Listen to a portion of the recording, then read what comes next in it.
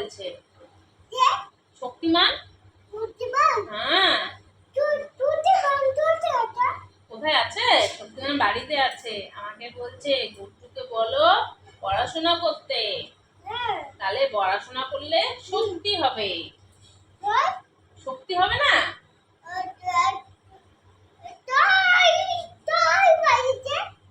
বাড়িতে আছে, ওর মার কাছে। শক্তিমানের মার কাছে আছে।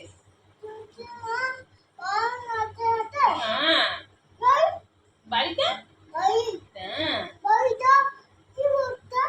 কি করছে? পড়াশোনা করছে।